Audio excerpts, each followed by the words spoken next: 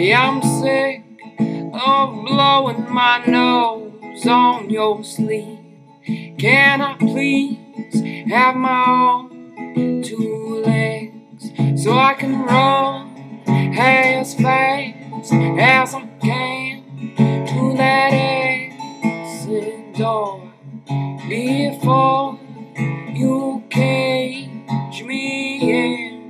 No offense to you hands, I'll be. Una dintre principalele probleme cu care se confruntă persoanele marginalizate se referă la integrarea pe piața muncii. Integrarea profesională nu înseamnă doar găsirea unui loc de muncă, ci mai mult implică dezvoltarea unor capacități și competențe profesionale care să le permită persoanelor păstrarea locului de muncă. Integrarea persoanelor vulnerabile pe piața muncii se poate realiza în mai multe feluri. În primul rând, putem vorbi de o inserție profesională în cadrul unor locuri de muncă, așa zis, normale.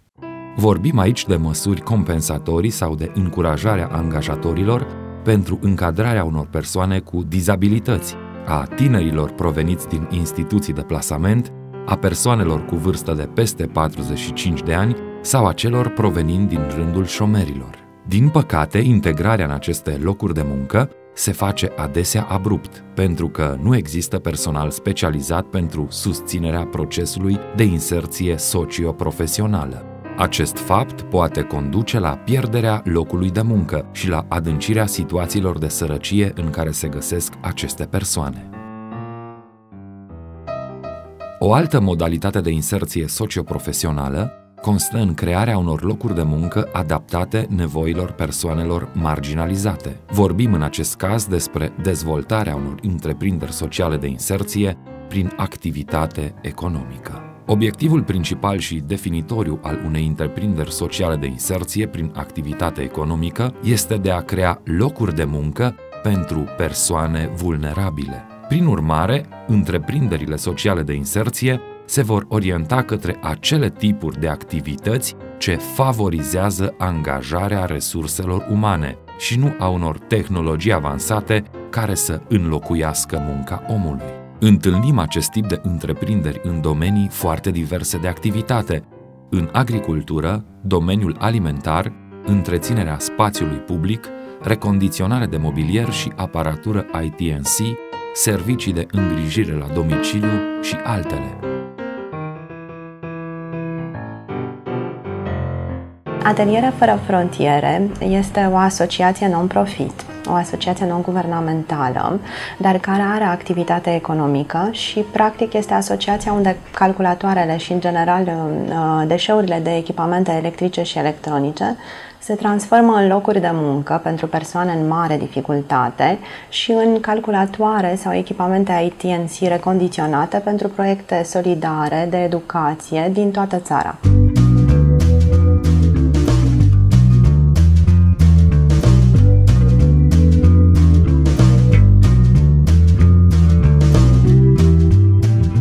Deșeurile de echipamente electrice și electronice de care anumite companii sau instituții sau persoane fizice nu mai au nevoie pot fi recondiționate într-un atelier social cu persoane în mare dificultate care nu sunt considerate angajabile și o mare parte din ce recondiționăm în acest atelier social devin calculatoare sau imprimante sau alte echipamente IT&C recondiționate care sunt donate printr-un program de donații anual care se numește ASOCLIC către școli, asociații, fundații, spitale, instituții sociale, de exemplu centre de plasament, orfelinate, care au nevoie de aceste echipamente pentru a dezvolta proiecte de educație, de alfabetizare digitală, de formare profesională și așa mai departe.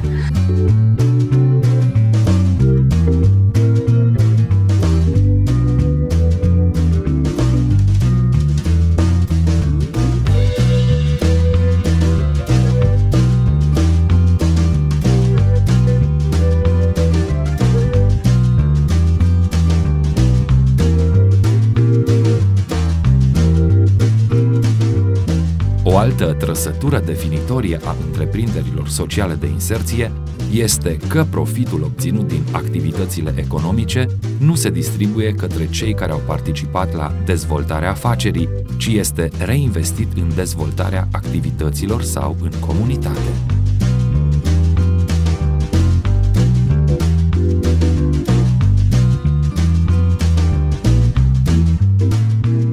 Modelul economic este în slujba modelului social și omul este în centrul proiectelor noastre. Practic facem o economie, dar o economie umană și o economie durabilă, iar veniturile din activitatea economică se reinvestesc 100% în acest proiect pentru a asigura reintegrarea socială și profesională a persoanelor angajate în atelier.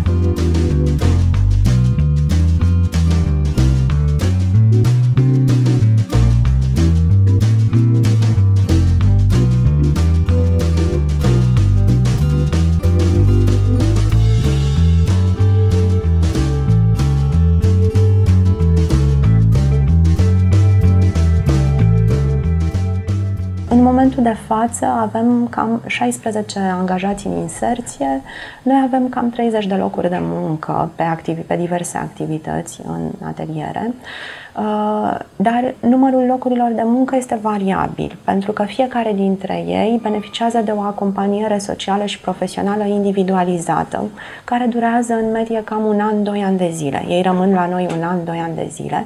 Practic, noi încercăm să-i aducem de la situația de excluziune către piața muncii pe o cale mai deturnată și să demonstrăm că sunt persoane care au competențe, abilități, că este posibil, că sunt angajabili.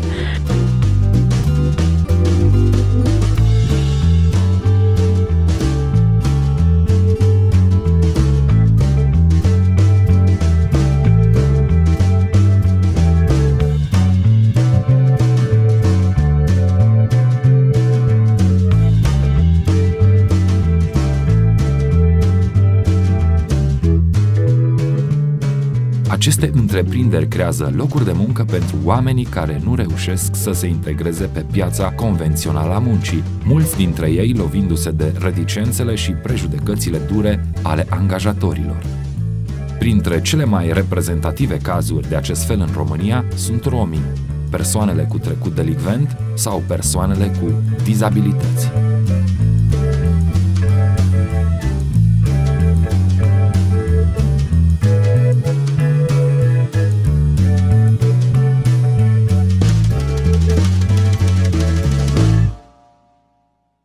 Economia socială este un domeniu nou în România. Este un domeniu nou inclusiv pentru Fundația Ruhama. Deși să lucrăm pe piață în domeniul social, în domeniul asistenței sociale sau al muncii de dezvoltare comunitară de peste 16 ani, de fiecare dată am întâmpinat o dificultate majoră, aceea de a oferi un loc de muncă unui individ.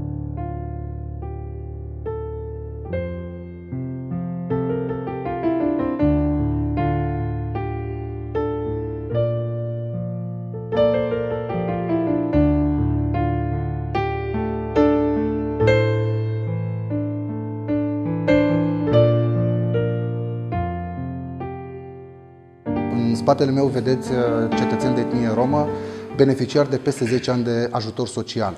Oameni pentru care asistența socială a devenit un handicap, pentru că a creat și creează în continuare dependență. Astăzi, acești colegi ai noștri sunt pe piața forței de muncă, sunt oameni angajați cu contract de muncă, sunt cei care contribuie prin taxe și impozite la ceea ce înseamnă bugetul de stat. Pentru noi este un lucru extraordinar, pentru că am reușit să facem legătura dintre asistență socială, dintre servicii de dezvoltare comunitară, dintre servicii educaționale și ceea ce înseamnă oferirea unui loc de muncă.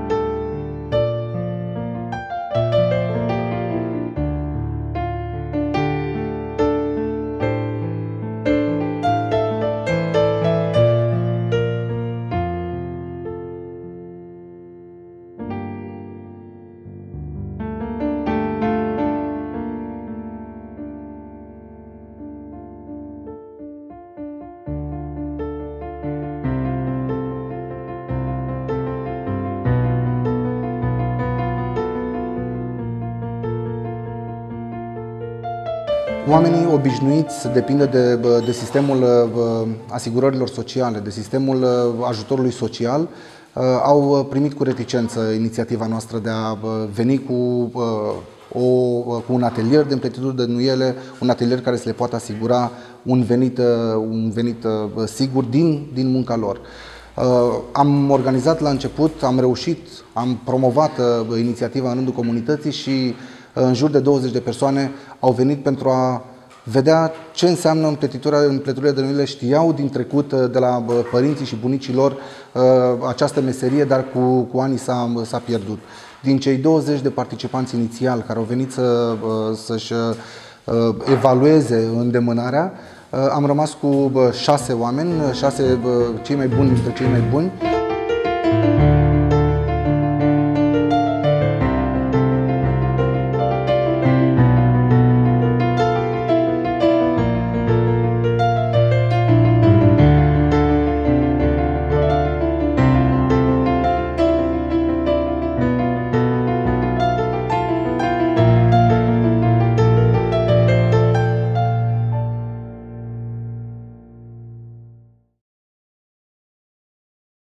În 2002 am cumpărat această fermă, un fost CAP, în localitatea Bacova, la 30 de kilometri din Timișoara, și am început să îl dezvoltăm.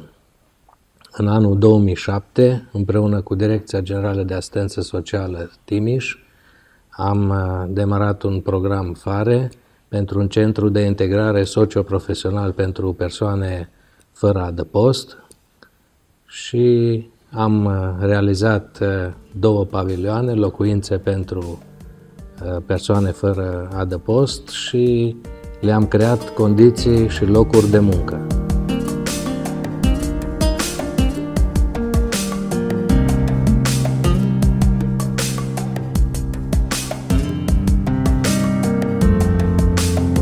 Oamenii fără adăpost beneficiază de asistență socială.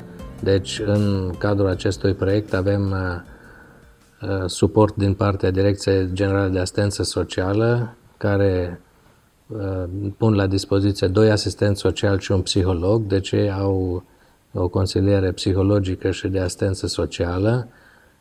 Beneficiarii noștri locuiesc gratuit acolo, deci nu trebuie să plătească pentru cazare.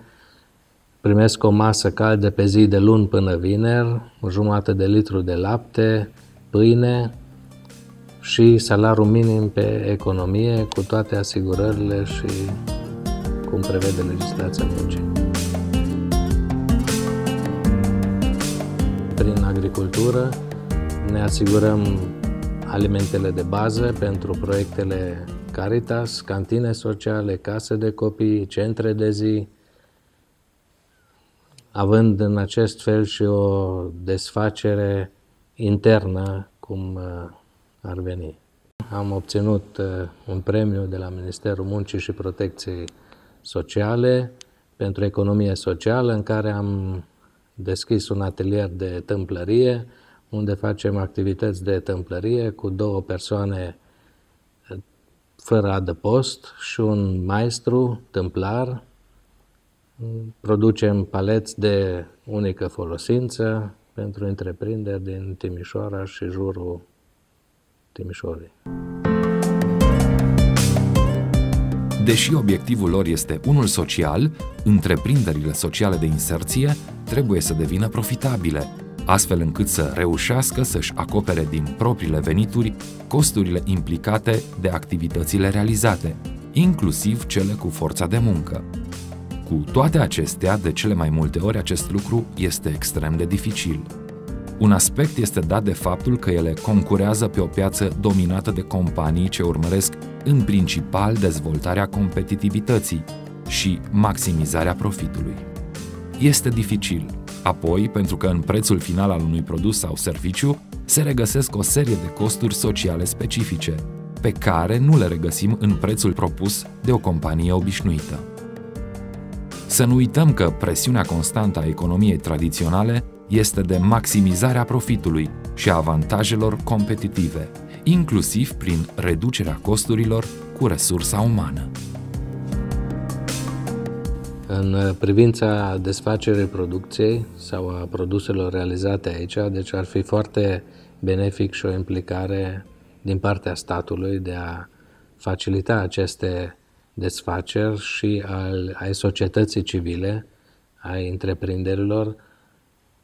Am putea dezvolta și a crește numărul de locuri. Concurența pe piață este dură și este și normal așa, dar ținând cont cu ce clientelă și cu ce oameni lucrăm și randamentul care dau acești oameni, nu cred că putem concura cu orice întreprindere de pe piață.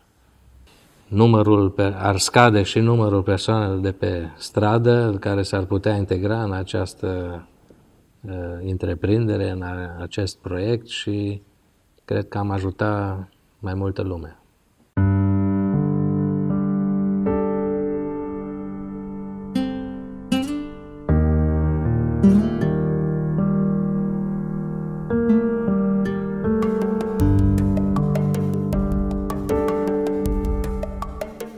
Salariații în inserție sunt persoane între 16, care este vârsta legală de muncă în România, și 66 de ani, bărbați și femei. Sunt persoane care au o medie de 12 dificultăți pe persoană, au această medie de dificultăți, dar toți sunt aici pentru că sunt capabili, își doresc și sunt convinși de acest lucru, că vor să ajungă pe piața muncii.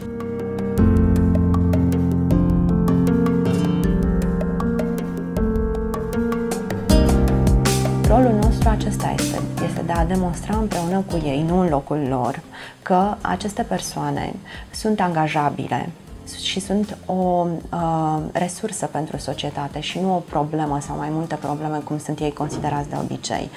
Există stereotipul cum că romilor nu le place să muncească, cum că există oarece lehamite de muncă. Ei bine, nu este adevărat.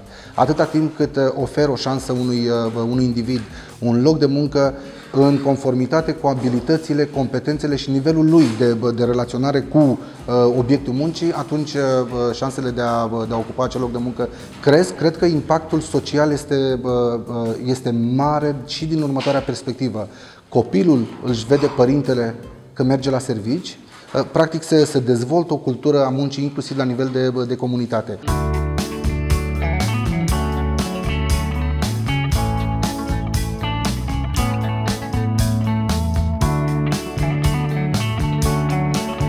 Îndemnul nou pentru alte organizații care ar vrea să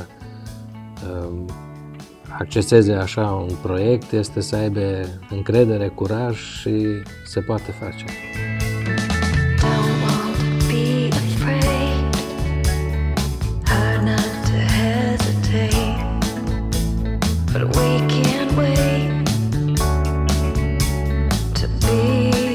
Proiect cofinanțat din Fondul Social European prin Programul Operațional Sectorial Dezvoltarea Resurselor Umane.